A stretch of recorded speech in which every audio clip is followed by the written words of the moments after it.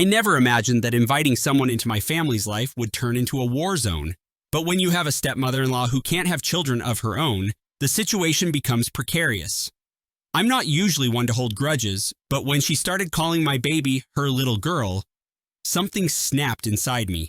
It began innocuously enough. A few offhand remarks, a sly smile as she cradled my daughter.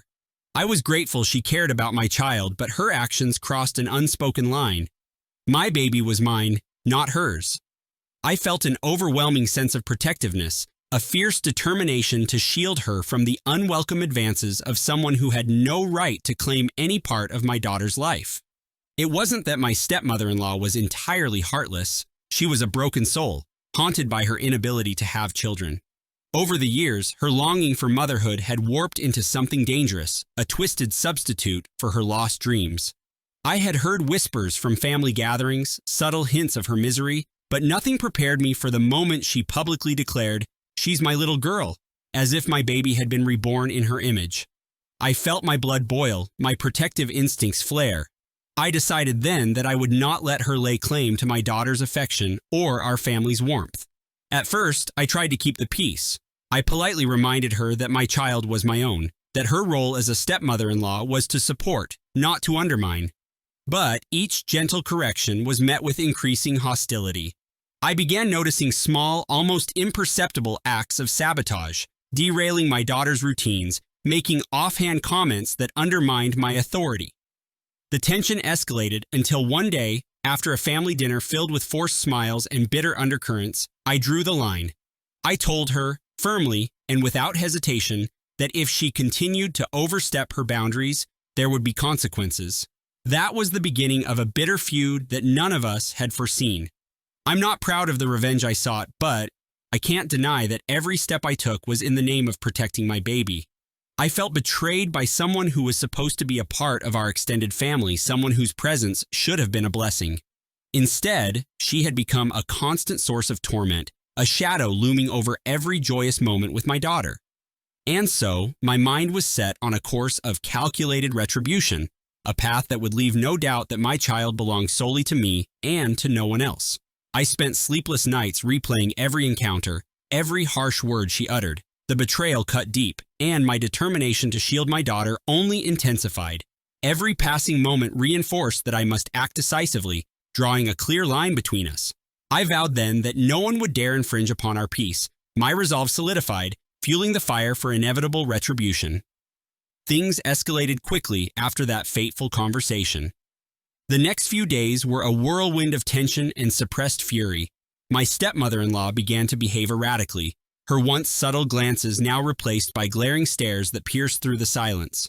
At family gatherings, her smile was a mask for the storm brewing beneath, and every word she spoke dripped with contempt for my decisions. I tried to ignore her, to maintain a semblance of normalcy for my daughter's sake, but the strain was unbearable. It wasn't long before her true colors emerged in full force. One afternoon, while I was out running errands, I received a frantic call from a family friend. She informed me that my stepmother-in-law had been seen lurking near our home, pacing with a wild look in her eyes. When I arrived, I found the front door ajar and an unsettling silence enveloping the house. My heart pounded as I stepped inside, every instinct on high alert. In the living room, I discovered signs of a hasty intrusion. A knocked-over vase, scattered cushions, and a trail of disarray that told a story of deliberate chaos. The realization hit me hard. She had broken into our home. In that moment, a storm of anger and betrayal raged within me. I couldn't fathom the audacity of her actions, her blatant disregard for our privacy and safety. My daughter, who had been sleeping peacefully upstairs, was now vulnerable because of her reckless behavior. I knew I had to act swiftly and decisively. The boundaries I had set were no longer sufficient. It was time to reclaim control of our sanctuary. I spent the remainder of that day fortifying our home and alerting trusted neighbors about the potential threat. Every shadow and creak of the floorboards became a reminder of the breach of trust and the malicious intent that had driven her. Even as I worked, I could almost hear her in my mind, a constant, ghostly presence haunting every corner. It was a surreal experience. The life I had built was now under siege by someone I once considered family. But the worst was yet to come. Later that evening, I received a chilling text message from her. The message was a disturbing mix of rage and despair in which she threatened to harm herself if I didn't relent and allow her closer to my daughter. The words on the screen sent shivers down my spine. I felt a mixture of pity and revulsion. Pity for the shattered woman who could only express her pain through self-destruction, and revulsion for the manipulation that lay beneath her plea. I refused to be bullied by her emotional blackmail. That night, as I lay awake, anger churned in my veins. I plotted my moves, knowing that this intrusion was not a breach of our home, but a declaration of war. My daughter's safety was paramount, and I would ensure that she never suffered at the hands of this presence again. In the aftermath of that harrowing evening, I knew I had to take drastic measures. The feeling of violation burned like a wildfire, and I refused to let fear govern our lives. I installed security cameras around our home, each lens a silent sentinel recording every movement. Every creak, every whisper of the wind was now documented, a testament to my unwavering resolve. I also reached out to a lawyer who specialized in family disputes, determined to ensure that my stepmother-in-law would face legal consequences for her actions. I wasn't about to let her manipulation and aggression go unpunished. Over the next several days, I meticulously gathered evidence of her every transgression. Photographs of the disarray in our living room, timestamps from the security footage, and even recordings of her disturbing text messages filled a growing dossier. I took no chances. Every detail was documented, every action noted. The more I uncovered, the more enraged I became. I felt betrayed not only as a parent, but as a person who had welcomed her into our lives, only to have my trust shattered. As I prepared for the inevitable confrontation, I realized that my revenge had to be both precise and unequivocal. I was not content with a simple apology or a remorseful gesture. I needed her to understand the gravity of her betrayal. I began to strategize, mapping out every step of my plan like a chess game with high stakes. I reached out to close friends and family members who had witnessed her erratic behavior, gathering testimonies that would support my case. Their words validated my fears and emboldened my resolve. The planning phase was grueling, filled with sleepless nights and relentless determination. I spent hours researching legal precedents and family law, ensuring that every move I made was backed by solid evidence and a clear understanding of my rights. I even found support in online forums where others who had suffered similar betrayals shared their stories and strategies for retribution. Each story was a spark that fueled my own determination to protect my daughter at all costs. I was aware that my actions might be seen as ruthless, but I justified them as necessary. When someone crosses a line that invades your family's sanctity, forgiveness is not an option. I vowed that she would not be forgiven. Instead, she would be held accountable in the most satisfying way possible. This was not a quest for vengeance driven by anger alone, but a calculated effort to reclaim control and restore balance to our lives.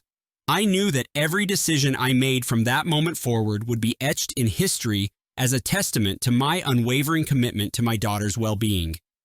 With every piece of evidence, with every plan meticulously laid out, I was constructing a future where no one could ever dare to disturb the sanctuary we had built.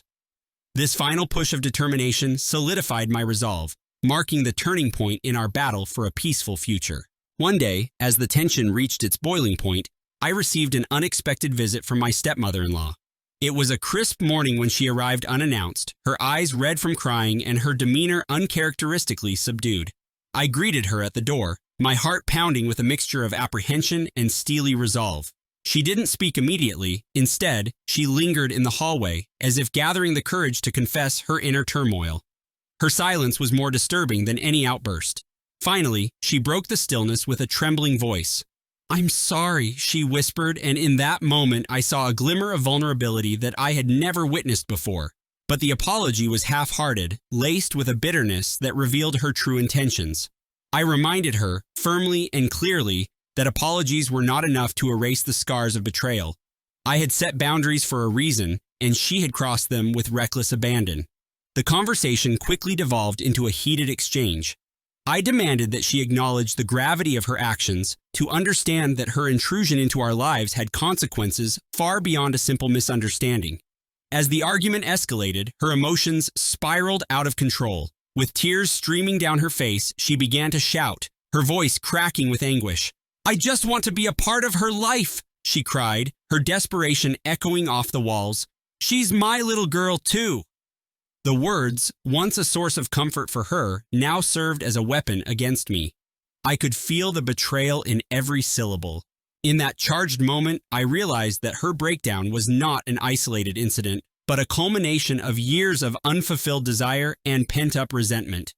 The fury in my veins could no longer be contained. I told her that if she could not respect the boundaries I had drawn, then she had no right to claim any part of my daughter's life. I made it unequivocally clear that my child was not a token for her emotional void, but a precious soul deserving of protection and love. Her reaction was explosive. Instead of retreating, she lashed out in a desperate bid to reclaim the connection she craved. In a moment of irrational despair, she stormed out, leaving behind a trail of chaos that hinted at even darker actions to come. I was left standing there, heart heavy with the knowledge that the battle was only beginning. The air was thick with tension, and every word exchanged felt like a final, irrevocable severing of the bond we once shared. After she left, I stood there, grappling with a mix of sorrow and righteous anger.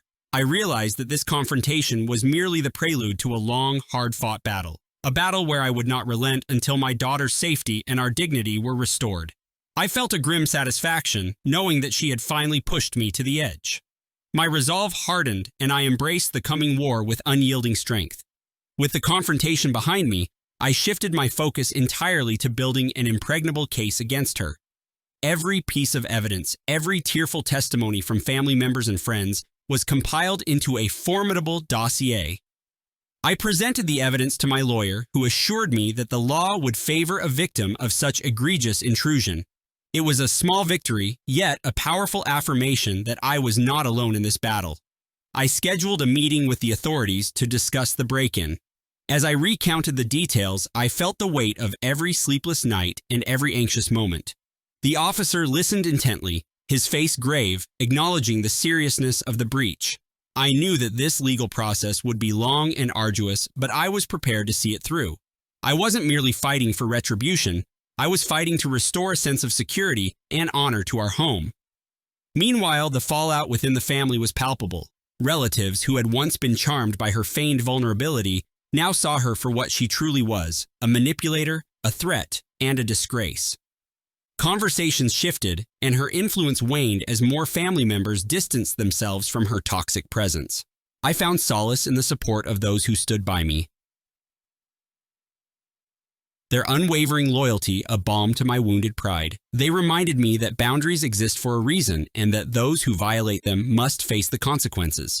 At home, life was no longer marked by fear and uncertainty. I reasserted control over every aspect of our daily routines, ensuring that my daughter was enveloped in an environment of safety and love. The cameras I had installed became more than just silent witnesses. They were a constant reminder that our sanctuary was now protected. Each day, I reviewed the footage, not out of paranoia, but as a reaffirmation of the boundaries I had established. In the midst of this chaos, I filed the dossier and met with authorities, each step affirming my resolve. The legal process promised accountability for her transgressions. Family members, once deceived, rallied behind me, strengthening my determination. Every act of defiance, every breach of trust, only fueled my commitment to safeguard my daughter. In these moments, I felt empowered, knowing that justice was within reach and that her manipulations would ultimately crumble under the weight of truth. My determination surged as I realized the legal battle would be final reckoning for her misdeeds. As the legal proceedings advanced, the net tightened around her. Court summons arrived like thunder, and each notification deepened her isolation. I watched, detached yet resolute, as she faced the consequences of her relentless intrusions. Her pleas for understanding fell on deaf ears, and her manipulative tactics crumbled under the scrutiny of undeniable evidence. There was no space for forgiveness in my heart, only the cold satisfaction of justice served. I ensured that every forum, every conversation reflected the truth, that my daughter was never hers to claim. With calculated precision, I orchestrated a series of confrontations that exposed her deceit before the entire family. In one unforgettable gathering, I calmly laid out the documented evidence, leaving no doubt about her betrayal. The room fell silent as her mask of false vulnerability shattered, revealing the true extent of her selfishness. I saw the shock in the eyes of those who had once admired her, and I knew that the tide had irrevocably turned. In the days that followed, her behavior grew increasingly erratic. She made desperate attempts to mend her fractured image, but each effort was met with indifference and scorn. I refused to allow any reconciliation. My boundaries were immutable, and my daughter's well-being was non-negotiable. I had built a fortress around our lives, and I was determined that nothing would breach it again. Every phone call, every social media post became a reminder of the day I reclaimed what was rightfully mine. The final blow came when she publicly acknowledged her wrongdoing in a rare moment of vulnerability, only to retract her apology moments later. Her flip-flopping confession did nothing to mend the deep wounds she had inflicted. Instead, it cemented her fate as a pariah, forever ostracized from the family that had once given her hope. I felt a grim satisfaction, knowing that her manipulations had been exposed beyond repair.